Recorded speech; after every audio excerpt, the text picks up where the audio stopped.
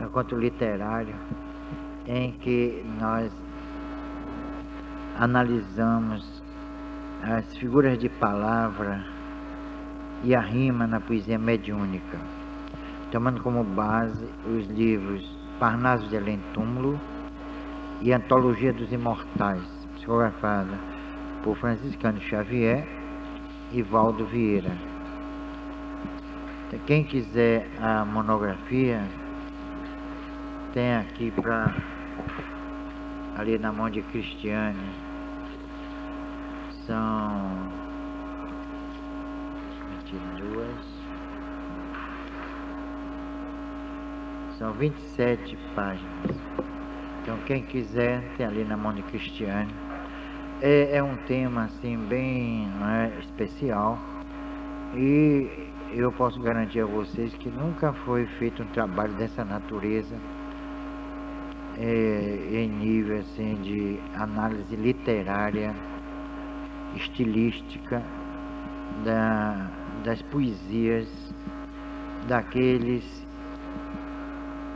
que se comunicaram por Chico Xavier e Valdo Vieira, principalmente Franciscano Xavier. Então, os poetas brasileiros e portugueses que se comunicaram.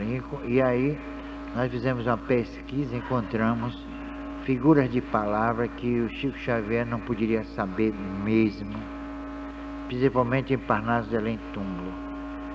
Figura de palavra foi usada pela primeira vez nas Catilinárias de Cícero.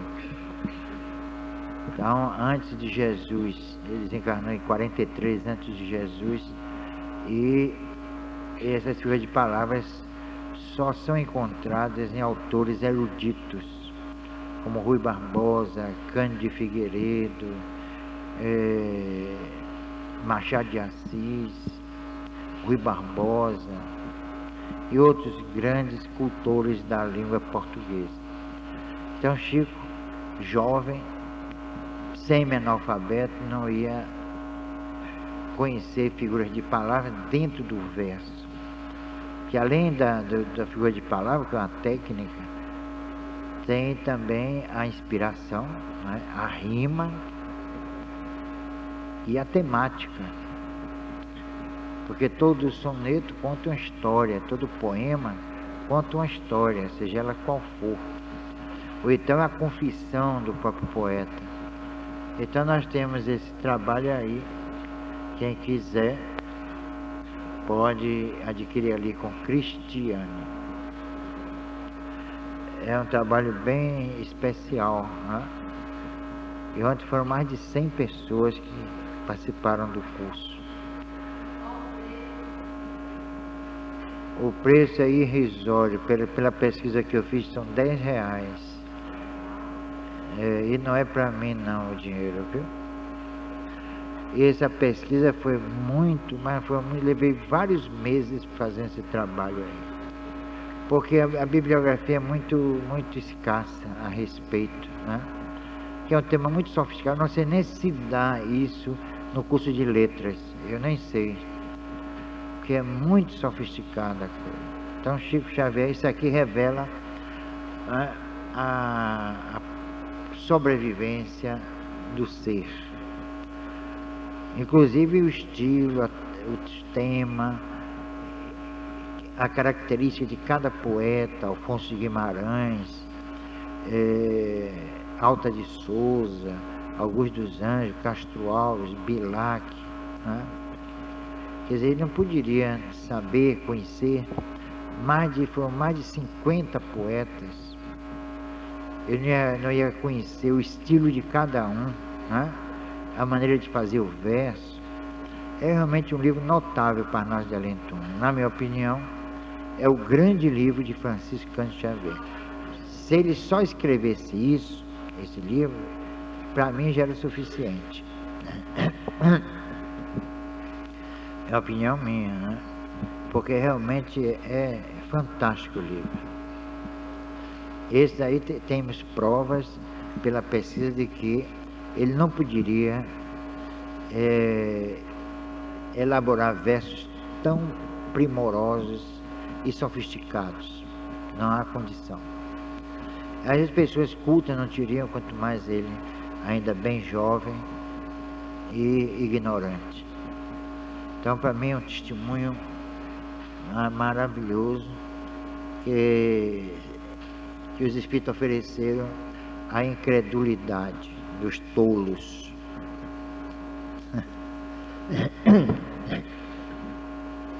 E esse livro foi até examinado pela Academia Brasileira de Letras.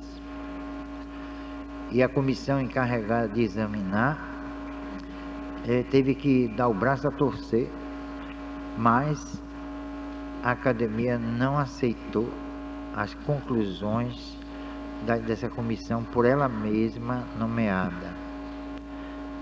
Quer dizer, isso foi covardia, né? Foi falta de integridade. Então aí é muito, né? É muito séria essa denúncia, porque eles não queriam admitir que estavam diante de um Cruz e Souza, de um Guerra Junqueiro. Então eles não quiseram admitir isso, e estavam mesmo, e eles sabiam que estavam. Portanto, vamos... agora tem uma coisa, essas monografias só tem essa, porque eu não vou mais tirar cópia, né? Isso é um trabalho mais assim íntimo, eu não mandei para lugar nenhum, nunca publiquei, é inédito, e só mesmo para vocês. Eu não deu a divulgação isso não, por enquanto não, porque muita gente não ia entender. Bom, mas nós estamos aqui para fazer o nosso estudo, né? Toda quarta-feira nós temos um trabalho voltado para o estudo da doutrina dos espíritos, né? E nós precisamos estudar a codificação. Eu sempre bato nessa mesma tecla, porque sem o estudo da codificação fica difícil entender o que é o espiritismo. Primeiro que o espiritismo não surgiu aqui na Bahia, não tem nada a ver com candomblé. É isso que eu sempre chamo a atenção para esse fato. Respeitemos o candomblé, tudo bem, faz parte de uma cultura, da cultura africana, e nós podemos nem falar em cultos afro-brasileiros, porque não existem esses cultos afro-brasileiros. Existem sim os cultos afro-católicos, aí é diferente. Que o catolicismo, como vocês sabem, houve uma interação, né, entre os cultos africanos e os cultos do catolicismo. Não é isso? Houve uma miscigenação entre ambos os cultos, e aí vocês veem que o PEGI dos africanos se identifica com o altar dos católicos, não é isso? A semelhança é realmente extraordinária. Por isso que houve esse chamado sincretismo. Então, o altar dos africanos é a mesma coisa dos católicos. Até um lugar sagrado, né, onde fica o PEGI, onde ficava o PEGI, não sei se ainda fica, é a mesma coisa dos cultos católicos, né? Inclusive os santos, Santa Bárbara, quem é, né? É em Ansan, né? Não é não? Vocês bem que sabem, está todo mundo falando, não é? Não é isso? O Senhor do Bonfim é quem? Está lá, muito bem. E aí por diante. Então não houve realmente, a gente não pode falar em culto afro-brasileiro, porque não tem nada de brasileiro aí. A cultura brasileira ainda está muito mambembe. A identidade cultural brasileira ainda não se constituiu, ainda não se forjou, né? Nesses 500 anos, a gente não pode falar de uma cultura eminentemente brasileira. porque tanto os brancos como os negros trouxeram suas tradições, seus costumes, seus valores para aqui, e até hoje esses valores e costumes imperam. Somente no que diz respeito à cultura africana, que é preservada em alguns lugares do Brasil, principalmente aqui na Bahia, não é? Aqui na cidade de Salvador, ela se tenta preservar essa cultura, e é justo que faça isso, claro, ninguém desmerece, não é? Ninguém pode desmerecer esse trabalho, não é? E dos que realmente têm condições de, através de órgãos governamentais, preservarem a cultura africana. Tudo bem, como, né, por seu lado, o catolicismo também vem sendo preservado, né? Através de práticas, através de liturgias, através de manifestações populares. E tudo isso é válido, não tem a menor dúvida, principalmente em se tratando da nossa cultura ainda em formação. Nenhum sociólogo, nenhum antropólogo pode dizer assim, olha, a cultura brasileira já está firmada. Não está, não. Mas não está mesmo. Por quê?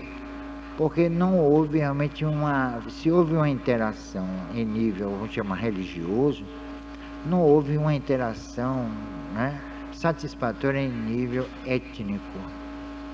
Ainda há muita coisa para se constituir através do tempo. Talvez daqui a mais 500 anos, quem sabe, né? Então, nós sempre procuramos enfatizar que a doutrina espírita não surgiu aqui na cidade de Salvador, aqui na Bahia.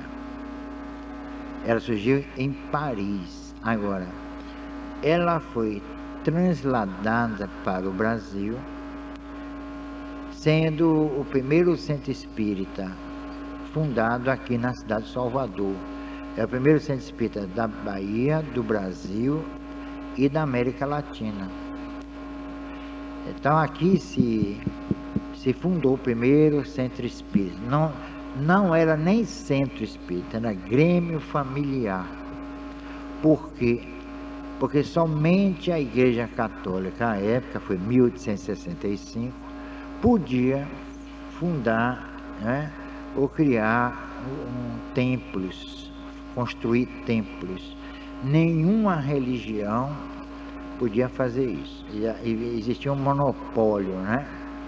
Existia um monopólio aqui religioso, que nenhuma instituição religiosa podia fundar, né, um centro ou uma casa para seus cultos.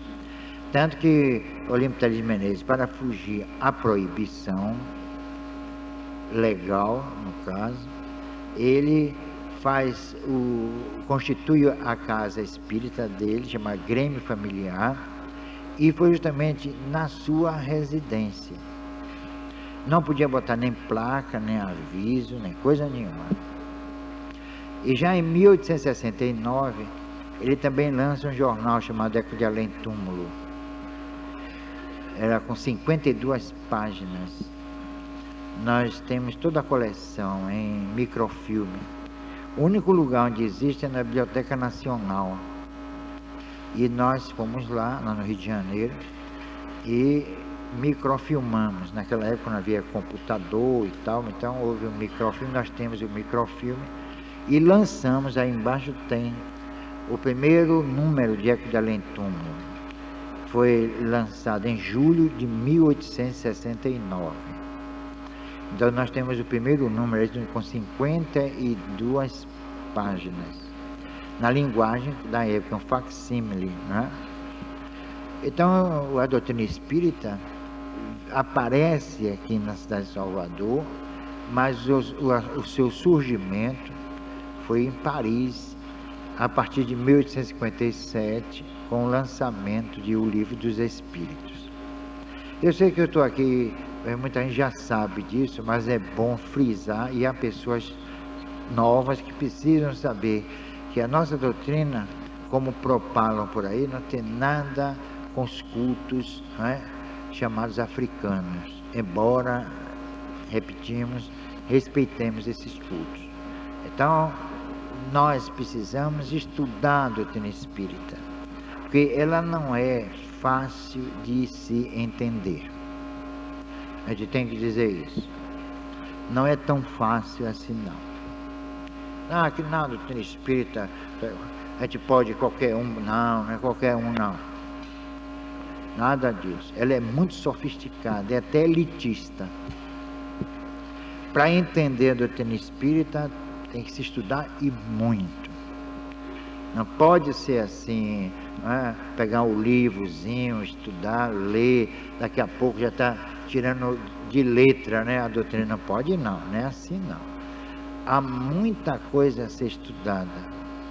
Porque a doutrina espírita, disse Leon Denis, e muito bem, ela toca em todos os ramos do conhecimento. Eu vou até repetir, toca em todos os ramos do conhecimento. Então, resultado, nós temos que ter uma cultura onímoda, como chama, polivalente, para entender a doutrina espírita. Filosofia, ética, direito, política, ciência de um modo geral, sociologia e aí por diante, psicologia, senão nós não vamos entender. Porque a doutrina espírita não é tão fácil assim, não, a pessoa morreu, vai para o mundo espiritual, e o problema da lei de causa e efeito, aí falam de karma, não é por aí não. A doutrina espírita tem como pilares 13 grandes princípios, sempre cultuados pela humanidade através dos séculos. A imortalidade da alma, a reencarnação e a comunicabilidade com os dois planos da vida, o plano físico e o plano transfísico. Então a doutrina espírita não inventou nada, Kardec não inventou coisíssima nenhuma. Imortalidade, reencarnação e comunicabilidade, esses princípios vêm sendo divulgados e cultuados através dos milênios, dos séculos não. As mais remotas civilizações criam na imortalidade da alma, na reencarnação e na comunicabilidade com os espíritos. Então não é uma coisa nova lançada no início da segunda metade do século XIX. Então a doutrina espírita sempre existiu, mas ainda não tinha sido o quê? Codificada. Coube a Kardec e aos espíritos que o ajudaram a codificar o que a humanidade sempre cultivou. Tanto que antes de Kardec, 2 séculos antes de Kardec, já estava assim, franca efervescência, ou esses postulados adotados pelo Espiritismo, pela doutrina espírita. Vários grandes mestres já tinham se pronunciado, que vem desde até na Idade Média. 2 séculos foi quando começou a se firmar todo esse processo. Mas desde a Idade Média que se praticavam a chamada feitiçaria, o ocultismo. E Kardec diz com toda a propriedade que o Espiritismo também revela o ocultismo. Então, desde a Idade Média, onde se queimavam os bruxos e as bruxas, mas de uma forma muito sem justiça, sem critério, uma forma muito assim, grosseira, super injustamente, criaturas que eram médiuns e que, através da sua faculdade mediúnica, expressavam ou provocavam fenômenos. Essas pessoas, esses médiuns, foram sacrificados estupidamente. Fogueira e aí por diante, decapitação, torturas, né? Porque queriam o quê? Queriam sufocar não o bruxo nem a bruxa, mas a própria mediunidade. Eles não admitiam, por exemplo, que um médium poderoso que existe, pelo menos existiam esses médiuns até Kardec, até depois de Kardec também, até o início do século XX, fizesse aquilo que o próprio Jesus tenha feito. Levitar, por exemplo, como Jesus levitou, e supostamente teria andado sobre as águas. Na verdade não andou sobre as águas, ele levitou, né? Curas, médiuns também faziam curas espetaculares. Espíritos se materializavam diante desses médiuns. Então eles não queriam admitir que aquilo que chamavam de milagre era na realidade um fenômeno que podia ser realizado por outras criaturas, quer dizer, os médiuns. Eles foram eliminando, porque era uma ameaça. E que ameaça as postulações, as arengas religiosas.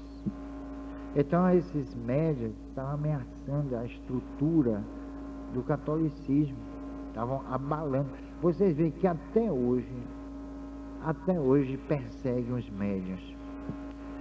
Não existe aí um padre Quevedo que fica, que vive para atacar os espíritas, principalmente os médiuns. Ainda o medo prevalece depois de tanto tempo, ainda prevalece o medo, pânico de aquilo que a igreja considerava milagre fosse, como já está sendo, por água abaixo. Então a perseguição existe até hoje. É verdade que ninguém vai botar um médium na fogueira hoje em dia, mas tentam desmoralizá-lo.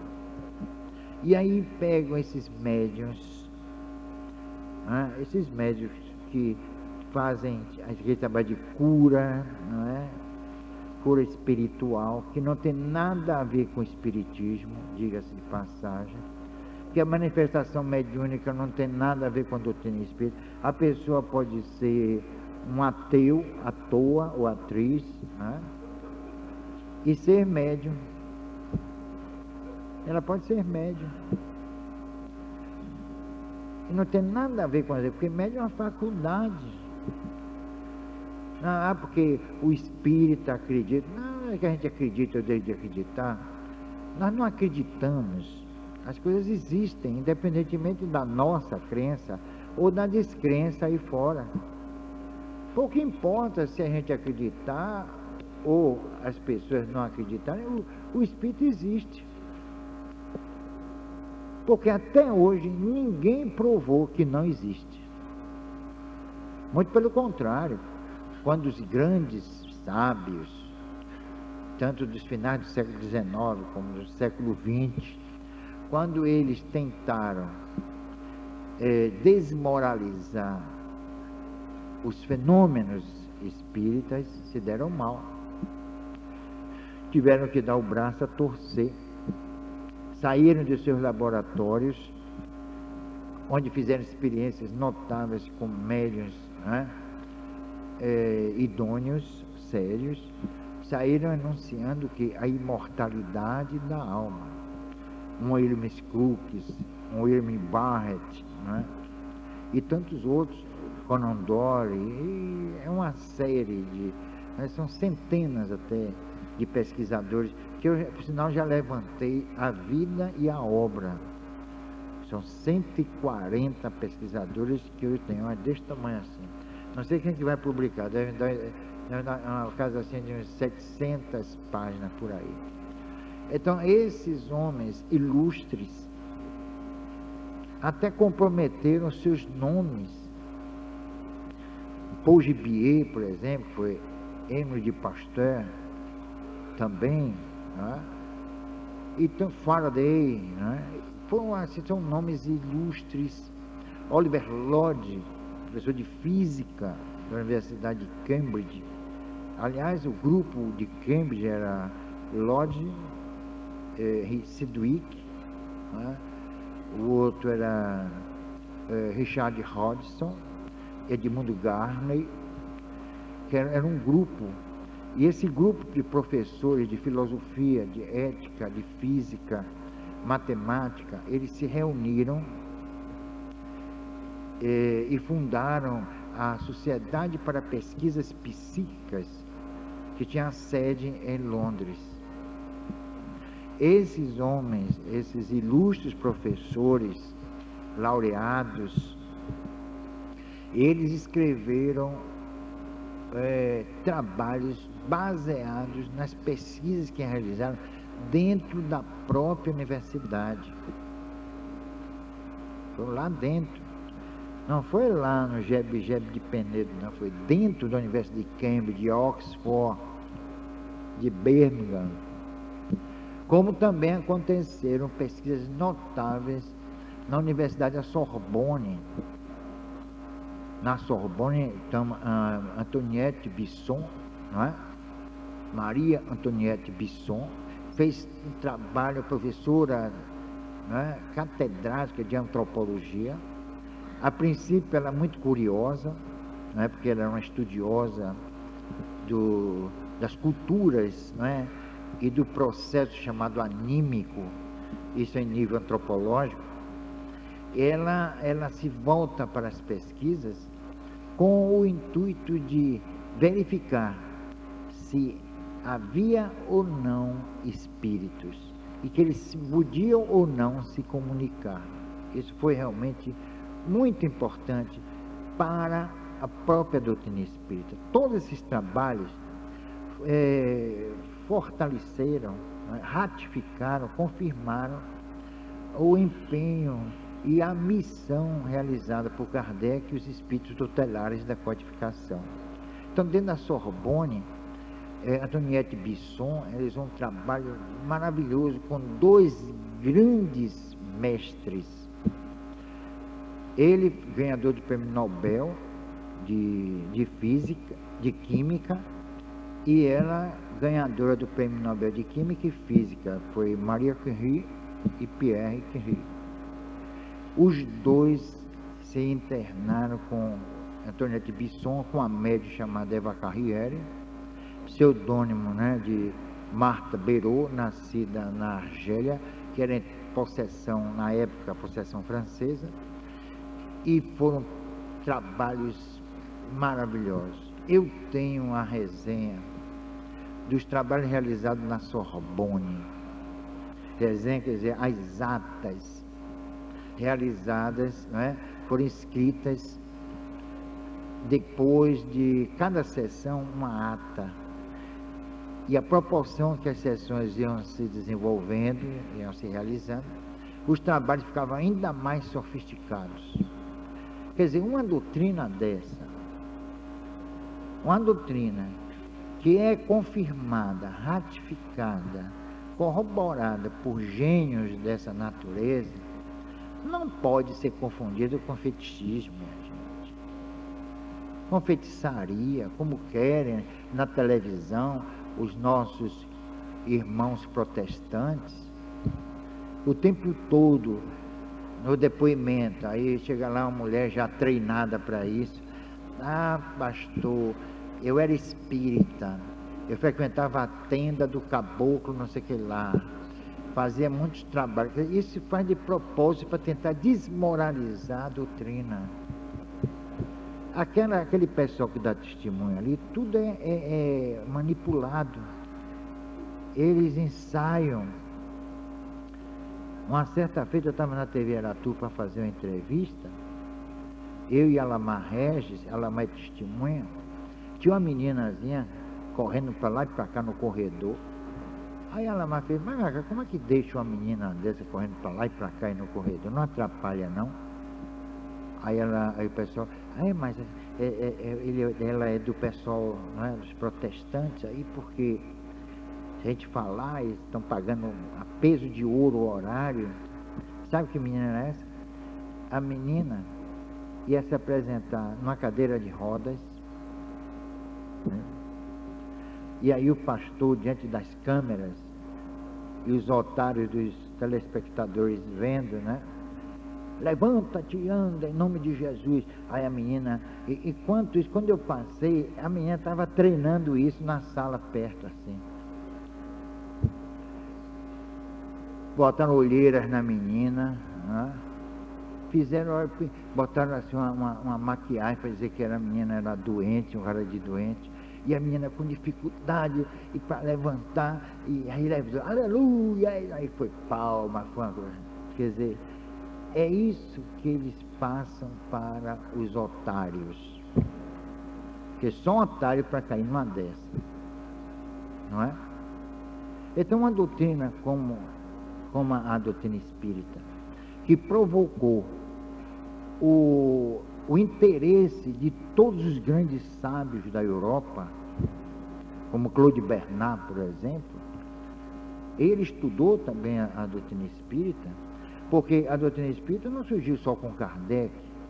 No século XVIII, nós vamos encontrar vários grandes pesquisadores, como Justino Kern, um alemão, em 1803, ele lança um trabalho sobre clarividência, sobre magnetismo. A Sociedade do Magnetismo em Paris foi fundada em 1838, a codificação é de 1857.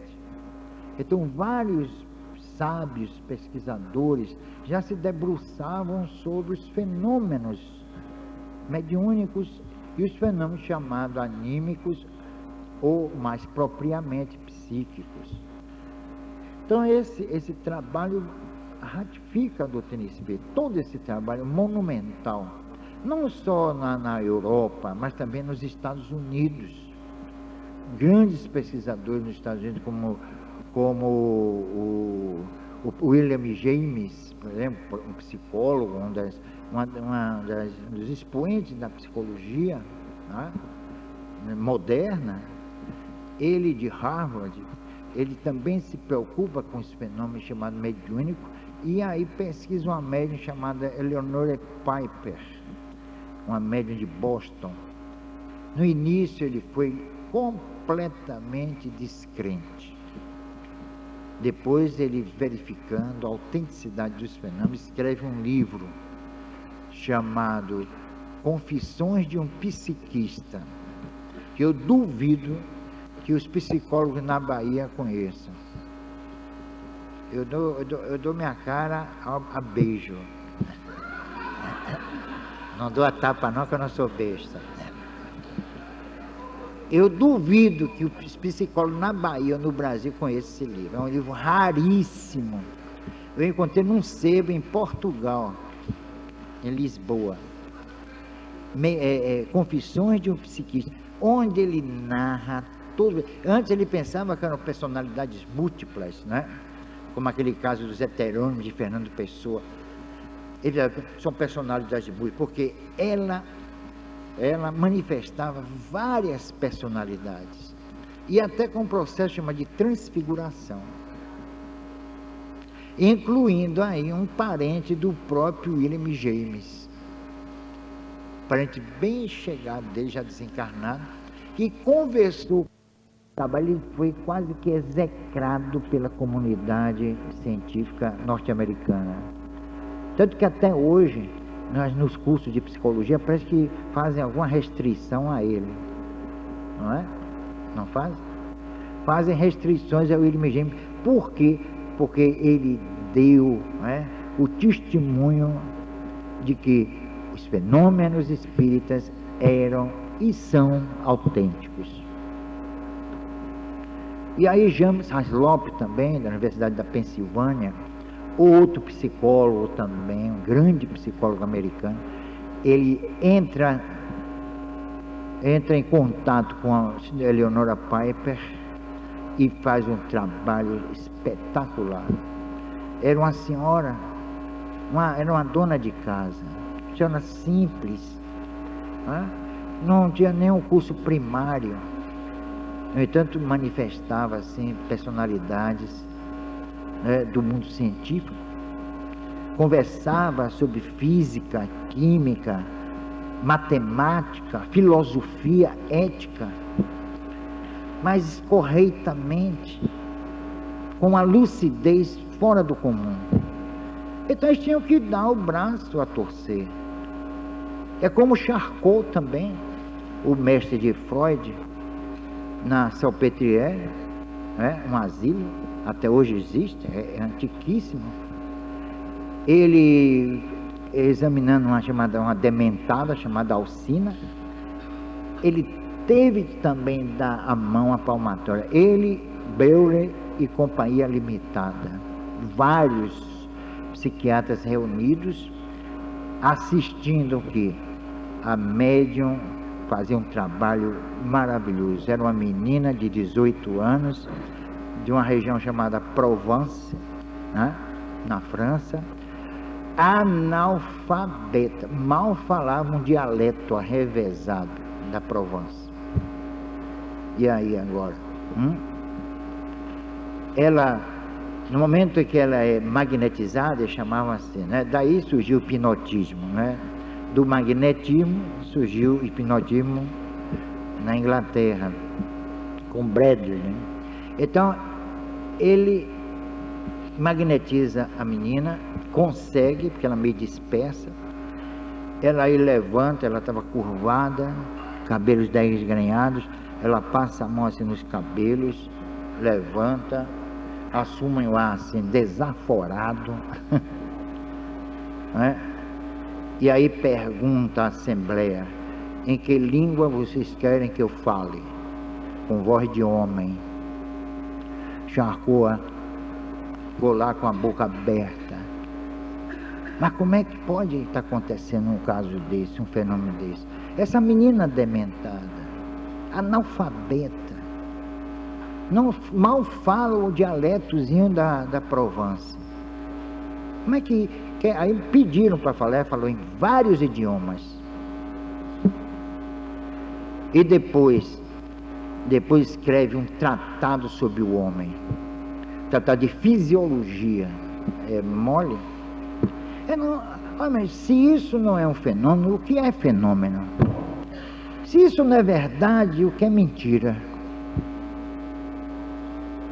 Aí Charcot, sabe o que fez? Eram mais ou menos 20 psiquiatras presentes.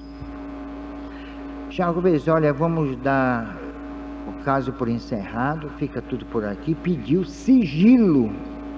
Mas um dos participantes, que eu não me lembro o nome, foi aos jornais e deu a público aquela sessão, que muita gente não conhece. O professor de campo freudiano e junguiano, sei lá das coisas, não conhece isso. E fica atacando a mediunidade, sem base, sem pesquisa, porque é uma leviandade. Dizer, não, a mediunidade não existe. Venha, vamos provar. Por que não vem? Fica de longe dizendo, não, isso não existe. Agora, nunca fizeram pesquisa. Ora, me desculpe, hoje eu disse até na rádio que a mentalidade cultural do brasileiro é tacanha mesmo. Eu disse. Pois a mentalidade dos pesquisadores do Brasil também é tacanha. Eu vou trocar um Pierre Curie, Marie Curie, com um pesquisadorzinho brasileiro? Não pode. Seria injusto. Um Hermes James com um psicólogo baiano? Nem pensar. Desculpe aí os psicólogos baianos, mas o que é que sabem? Leem onde os compêndios que tem na faculdade vêm de fora, não é isso? Me mostra um grande psicólogo brasileiro que escreveu um tratado maravilhoso sobre... Não escreveu, se escrever é cópia. Porque tudo aqui se copia, pouco se cria. Então eu vou deixar de dar guarida ao testemunho de William Crookes para admitir uma opiniãozinha sem sustentação científica de um de um brasileiro, não, essa não, de jeito nenhum. Não, eu não posso, seria injusto. Seria até imbecilidade de minha parte. Um Paul Gibier, que fez parelha com Pasteur, foi ele que descobriu à época o chamado micróbio da raiva, não foi Pasteur, foi ele, que também se debruçou sobre os fenômenos espíritas e admitiu escrever um livro, Análise das Coisas. É um livro espetacular, onde ele testa médios por mais de 500 sessões. Brincadeira?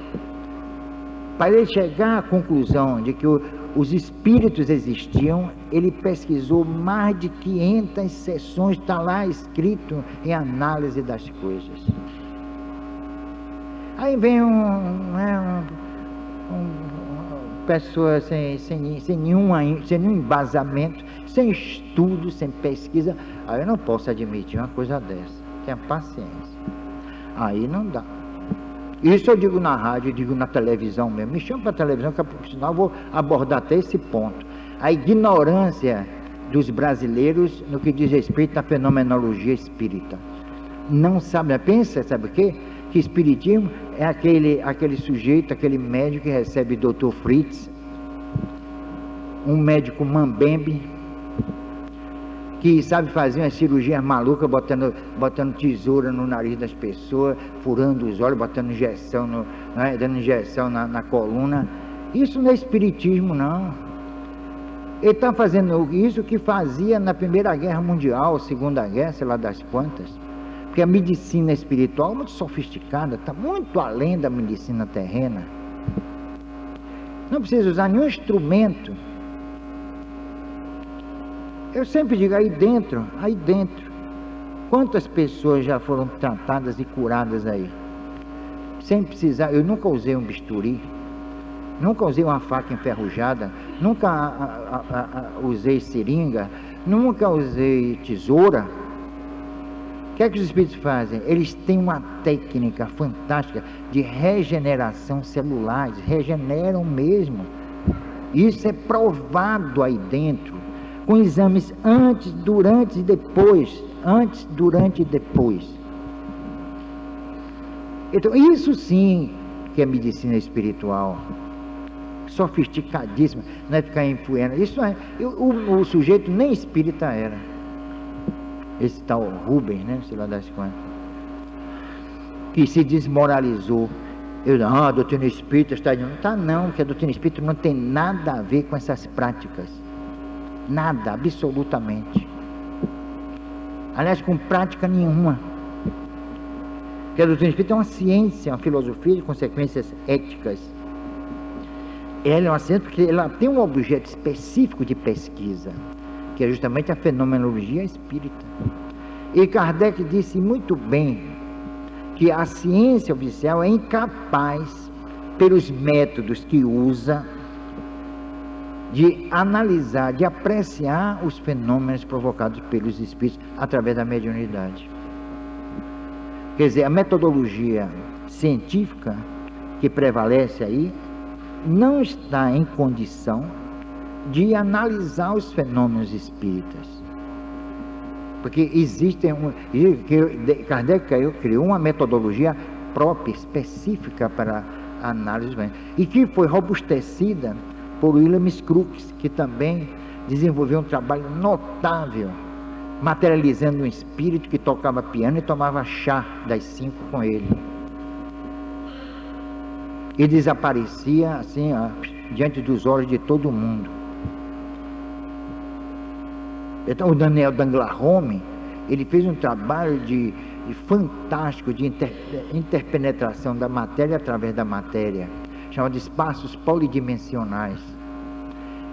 Daniel Danglars-Home se concentrava e sobre a mesa colocavam flores com hastes longas, né? Aí a flor saía do vaso, levitava, ficava em pé sobre a mesa de mogno, dessa grossura, e aí ela entrando na mesa e saindo embaixo. O William Crookes pegava a flor embaixo, Ah, isso é truque, disse Odine uma vez. Odine combatia todos os médiuns. Isso é truque. Aí o Daniel da Grande fez, então você venha para apreciar. Ele nunca foi. Aliás, Odine era médium. Quando descobriu que era médium, ele desistiu de fazer certas práticas que ele considerava mágicas, aliás, mas não eram, foram frutos da sua mediunidade. Depois até ele tentou desmoralizar alguns médiuns e se deu mal. Depois ele se comunica com Anna Wickland, esposa de um psiquiatra sueco radicado nos Estados Unidos, na Universidade de Chicago, e ele vem se retratando. Isso ninguém afirma. O filme que fez aí sobre ele não fala dessa retratação. E não fala também que ele era médium, um grande médium. E no dia que ele desafiou os médiuns americanos, pintou horrores, escreveu uma coluna no jornal de Nova York, arrasando com os médiuns, pintando horrores. 2 dias depois, ele vai fazer um truque. Ser amarrado dentro de um baú, jogaram no rio Hudson, né? Hudson, jogou na baú. Pois bem, nesse dia ele não conseguiu se desvencilhar e morreu afogado. Tu viu? Pensa que é mole, né? Fica bullying com quem não conhece, termina se dando mal, né? Porque há espíritos de todos os níveis. Há espíritos que se zangam quando alguém fala mal dele, diz, quer dizer que eu não existo? Existo sim. E aí começa a confusão. Ele vai provar que existe. Aí se segurem, viu? Se segurem. Porque o espírito bom, o espírito esclarecido, não, pouco se importa da opinião da pessoa. Um dia aquela pessoa vai também ser espírito. Aí que vai ser, a vingança vai ser maligna, né? Mas o espírito ignorante, que eu não existo, não, você vai ver que é bom para tosse. Aí começa a infernizar a vida. Eu já tratei de obsessões assim. Mas é um processo kármico. Eu fiz, não é nada de kármico, nada não, é porque ele me desafiou, ele tentou me desmoralizar e agora eu estou me vingando dele. Pronto, olha aí. Então é perigoso, viu, minha gente? Ficar dizendo, não, que nada, não existe, isso é maluquice, isso é coisa de louco. Não é não, é coisa séria. Se não fosse, vocês não estavam aqui, nem eu aqui, não é? Todo mundo aqui estava enganado, aqui eu sou representante de Belzebu, né? Do diabo, do demônio, estava aqui pregando o que é que a gente faz nesta casa, a não ser tratar as pessoas com amor, com carinho, né? Acolher. Nossa creche, vamos ter uma creche para as crianças, né? O atendimento fraterno, amigo, que é isso? O demônio age assim, que bom demônio nos assiste, né? Não é isso? Existe um bom demônio, esse está aqui com a gente. Aliás, demônio quer dizer espírito, é que distorceram o significado do vocábulo grego. Daimon é espírito, não é?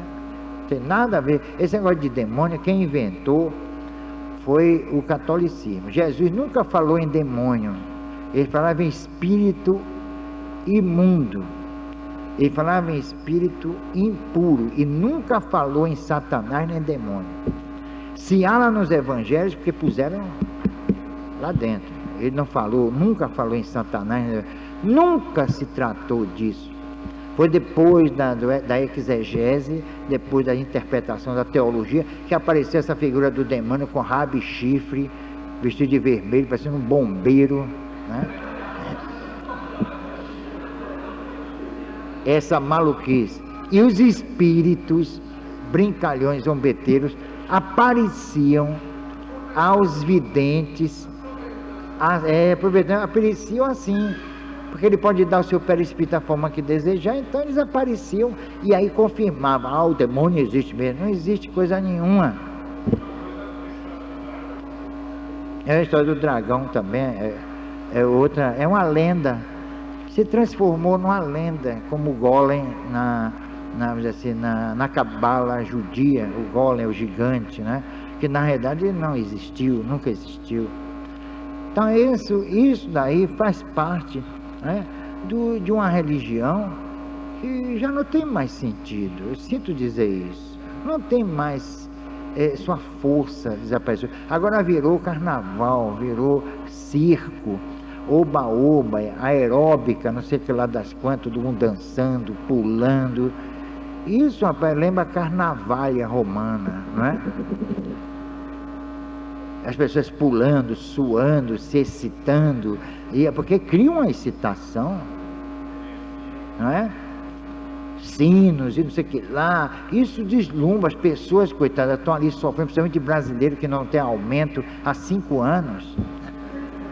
Eu tenho a impressão que ali estava cheio de aposentados,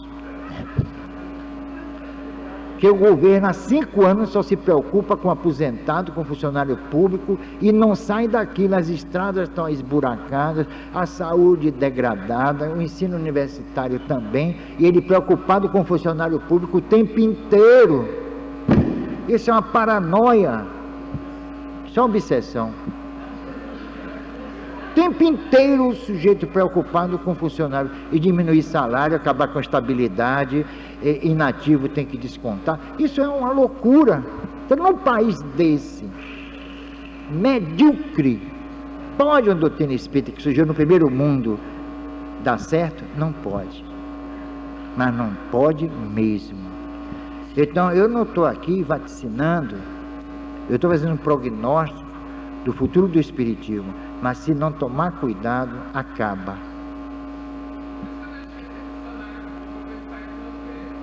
Acaba mesmo. Num país como esse, uma doutrina elitista como sofisticada, não pode dar certo aqui. Eu sinto muito dizer isso. Eu digo isso com tristeza. Eu digo com muita tristeza, porque a cultura brasileira não está preparada para a doutrina espírita. Eu sei lá, talvez seja tarde. Você vê aquela pesquisa maluca da Rádio Itaparica, revela o estado miserável de ignorância do brasileiro. É feito assim, improvisadamente. Por exemplo, você sabe que vai ter uma maratona de Salvador a Mar Grande, fez, é ótima, muito bem, tá?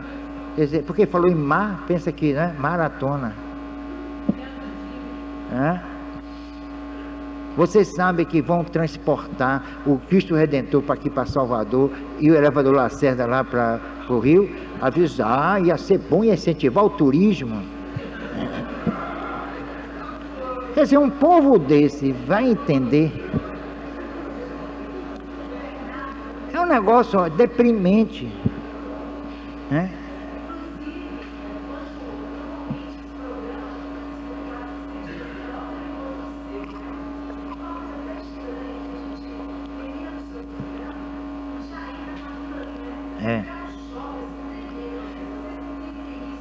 É um choque, claro, porque mostra que o povo brasileiro não tem conhecimento de nada. Chegue na rua e pergunte alguma coisa para ver o que é que acontece. Faça alguma pergunta razoavelmente, né, sofisticada para ver. A ignorância é total, minha gente. Por quê? Porque não existe o estudo de humanismo, né? Humanístico, melhor dizendo. O conhecimento do brasileiro hoje está limitado. Dos profissionais também, raros que sabem escrever, raros os que sabem realmente escrever. Por quê? Não tem culpa, é que o ensino é miserável. Meteram na cabeça que o Brasil tem que se profissionalizar, pronto, aí fica aquilo ali, ó. Quer dizer, ele não tem, né? Ele não tem conhecimento humanístico, não tem conhecimento de nada. Aí quando fazem uma pergunta, eu sempre conto, eu fiquei traumatizado com aquele negócio do 14 de julho, a tomada da Bastilha. Foi um negócio sério. Perguntaram a TV Aratu saiu dia 14 de julho, tomada da Bastilha, né? Ponto alto da Revolução Francesa, embora não resultasse nada a tomada da Bastilha, que a coisa já estava pronta. Aí resultado, apareceu uma senhora toda bem trajada e tal, aí a repórter fez: a senhora sabe que hoje a tomada da Bastilha? Ela fez: ah, minha filha, nesse país se toma tudo, aqui não tem jeito.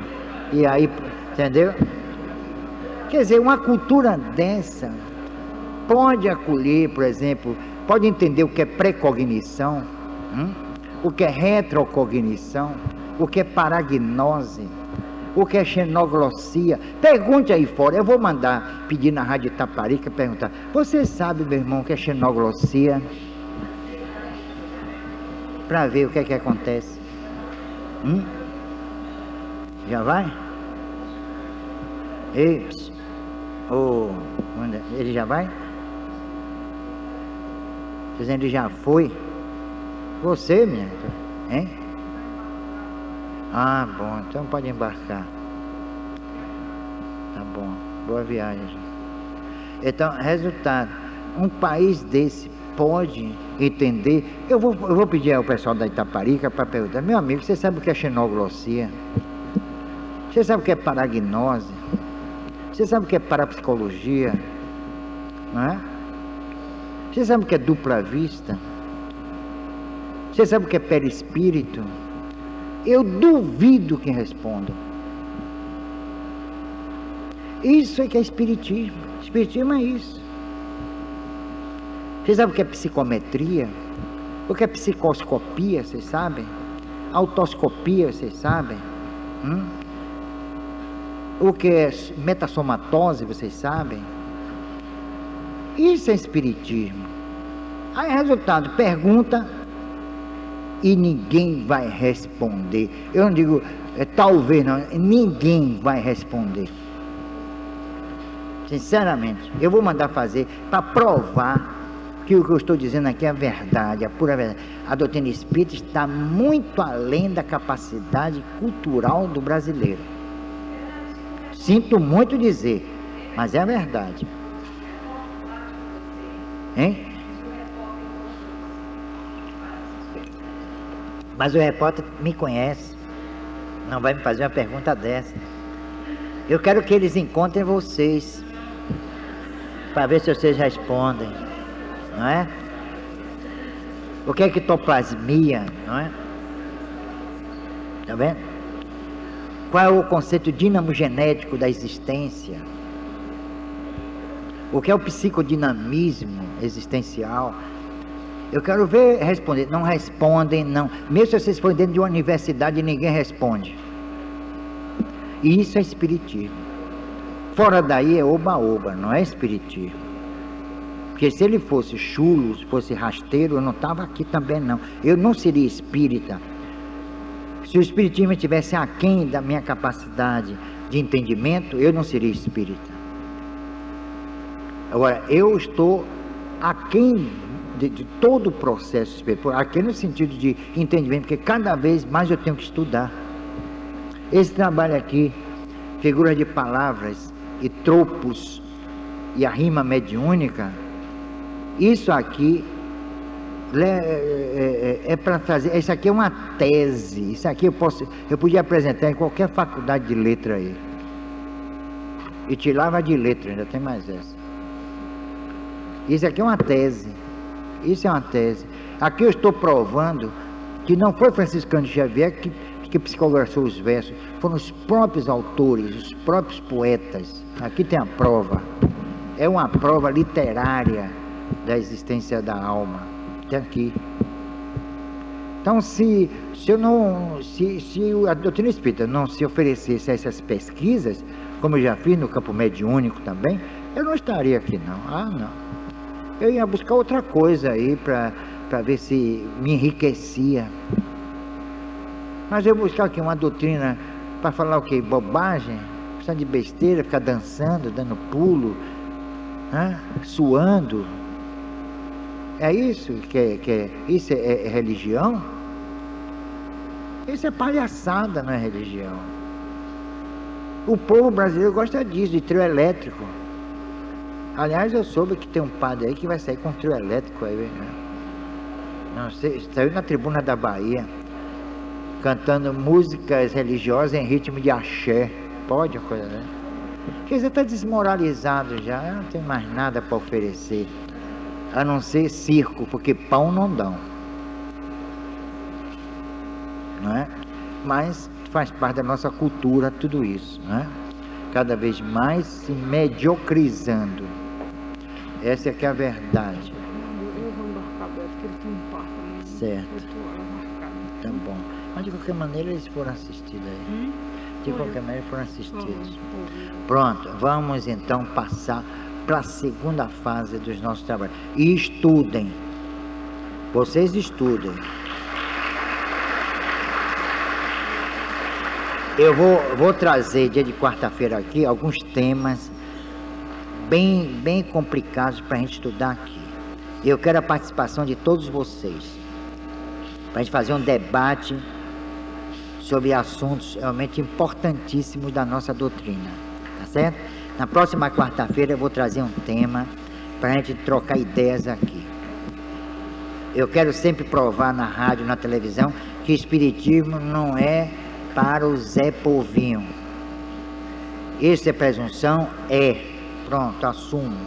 É orgulho? É, porque eu tenho que me valorizar. Porque quanto mais eu valorizo a doutrina, mais eu me valorizo. Eu não vou me subestimar. Não sei nada. Não, eu não sou idiota, não. Eu posso não saber tudo, mas alguma coisa eu sei. Podem ter certeza. Peguem, nós vamos ver a fita a última entrevista da TV Aratu, para vocês aqui. Vocês vão adquirir. Vocês passarem para as pessoas, porque o único que está tendo coragem de mostrar que o rei está nu sou eu. Hein? Sim.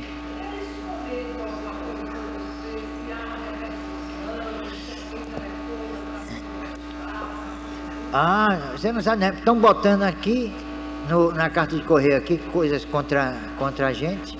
E tem uma coisa, estou recebendo e-mail, que eu já tenho muitos, né? Mas graças a Júlio que botou lá na coisa. E nós estamos em primeiro lugar no horário, de 8h30 às 9h. Em primeiro lugar no horário, na rádio baiana, nós estamos em primeiro lugar. Tá bom? E eles sabem disso, que o Ibope já chegou lá. Mas está uma audiência assim, sabe por quê? Porque o pessoal gosta disso. Chega lá, meus irmãos, vamos fazer uma oração, porque Jesus, na sua infinita bondade, que é o amor, vamos ler uma mensagem aqui de Emmanuel. Aí ele lê uma mensagem, eu jogo duro logo. Eu gosto de ler mensagem, senhor.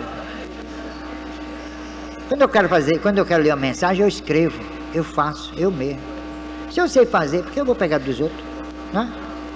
É só botar as palavras doçurosas, né? Meu irmão, porque Jesus, sei que lá, porque vocês... Tudo que os mentores mandam a gente fazer, a gente não pode fazer. Agora, tudo que os obsessores fazem, a gente não deve fazer. O outro a gente não pode, o outro não deve. Hein?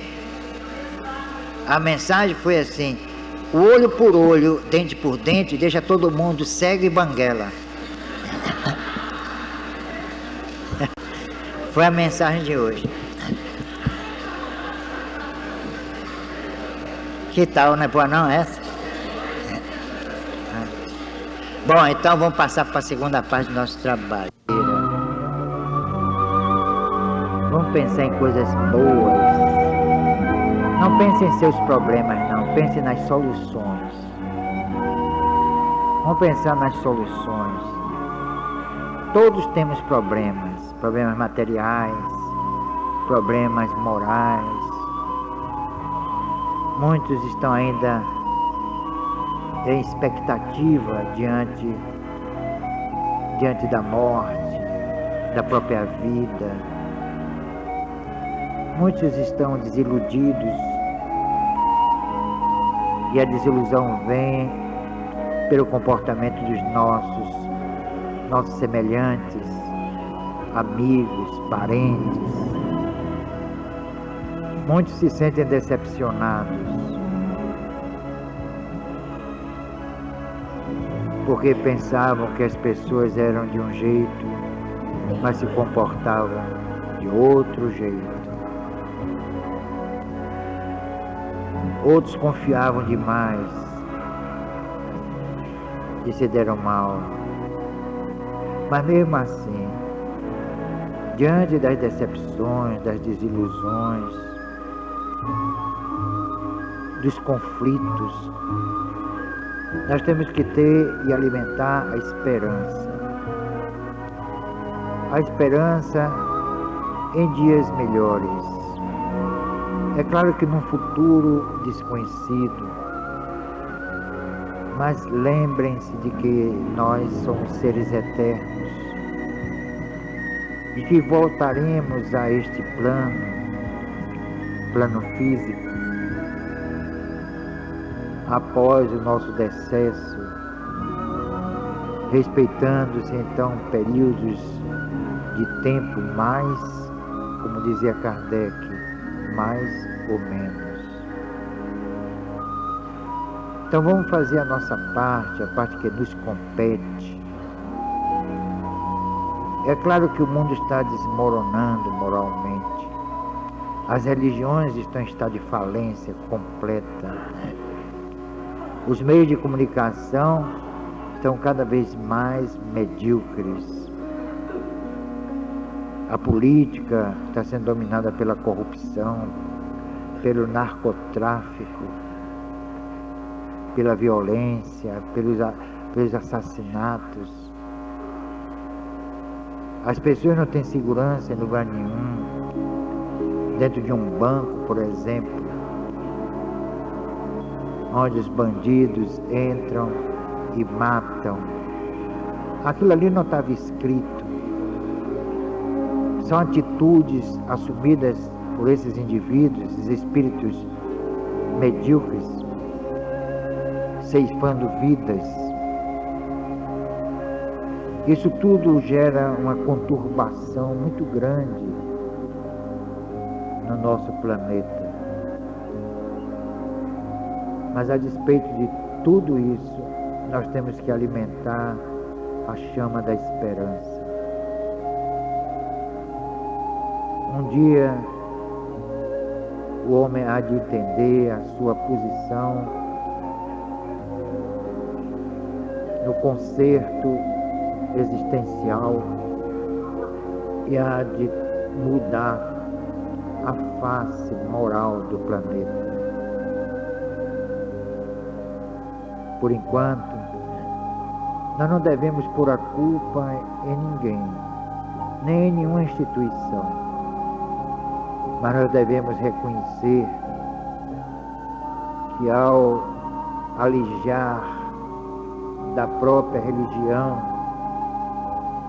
o princípio da imortalidade, o princípio da reencarnação e da comunicabilidade com os espíritos, ela, a religião, impediu que o homem se conscientizasse de sua realidade cósmica para atender apenas aos reclamos da vida material, valorizando aquilo que lhe é imediato e que está de acordo com os seus sentidos. Essa é que é a dura e tristíssima realidade. E a religião se mancomunou com a ciência. Tanto o religioso como o cientista hoje pregam a não existência do espírito, renegam a reencarnação e brincam e fazem troça da comunicabilidade dos espíritos. E o preço que a humanidade está pagando por isso é altíssimo, porque ninguém respeita mais a vida de outrem. Matar se transformou em nossa sociedade numa rotina, numa mera e absurda rotina. Mata-se por qualquer coisa. Mata-se até por nada. E é esse o estádio miserável em que a religião e a ciência largaram o homem, presa de seus conflitos e da sua descrença. E depois saem às ruas para dançar. Dançar por quê? Dançar para quê? Rebolar-se, gritos, como se tudo isso fosse encobrir a chaga moral que ameaça o corpo social como um câncer seguido de metástase. É essa situação hoje no nosso país, entregue à mediocridade em todos os seus segmentos, político, artístico, religioso, social. É uma realidade tristíssima. É um país que está crescendo como rabo de cavalo para baixo. E as consequências serão realmente dolorosas para tantos quantos vivem nesta terra, que podia ser uma terra abençoada, que tem tudo para ser uma grande nação. Mas infelizmente, os espíritos que aqui reencarnam são desordeiros, são ignorantes, são a escória, nem todos, mas muitos, do mundo espiritual.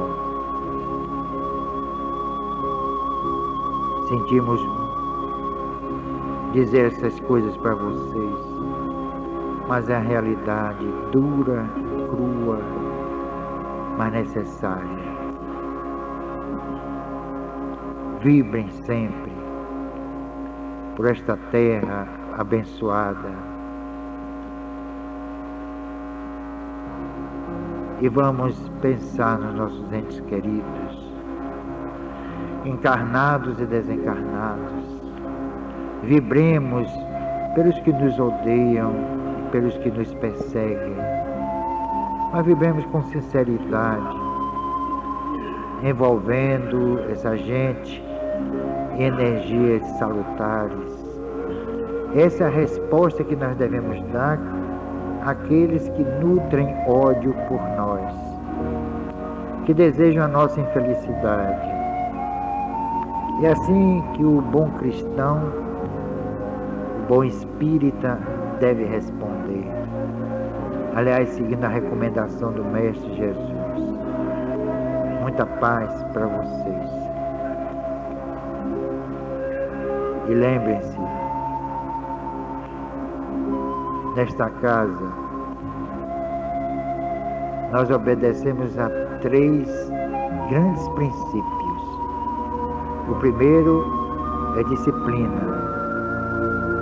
O segundo, disciplina. E o terceiro, disciplina. Muita paz.